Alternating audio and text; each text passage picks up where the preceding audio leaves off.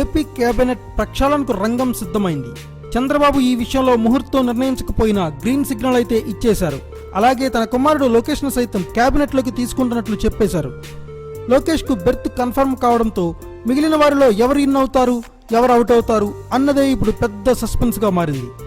చంద్రబాబు పలుసార్లు వేయించిన ఇంటెలిజెన్స్ సర్వేలో ఆశించిన మార్కులు రాని మంత్రులకు ఈ ప్రక్షాళనలో మంగళం పాడతారని తెలిసింది. ఏపీలో విపక్ష వైసీపీ ఇప్పుడిప్పుడే పుంజుకుంటోంది. ఈ క్రమంలో విపక్ష వైసీపీకి టఫ్ ఫైట్ ఇచ్చే వాళ్ల కోసం చంద్రబాబు కొందరు కొత్త వాళ్లను కేబినెట్లోకి తీసుకుంటారని తెలుస్తోంది.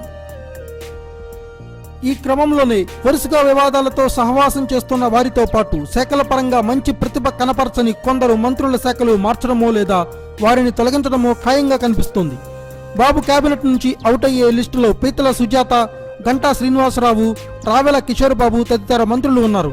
ఈ నేపథ్యంలో మాకు తిరుగులేదు అనుకున్న మంత్రులు సీట్లు సైతం కదిలిపోవడం ఖాయంగా కనిపిస్తోంది.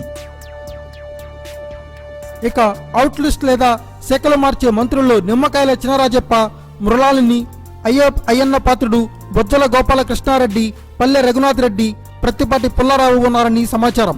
వీరిని తొలగించడం లేదా శాఖల మార్పు ఉంటుందని వార్తలు వస్తున్నాయి.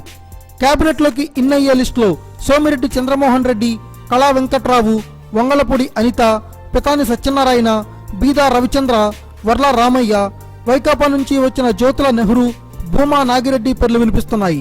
వీరిలో భూమాకు బెర్త్ కన్ఫర్మ్ అంటున్నారు. Thanks for watching. Please subscribe our channel.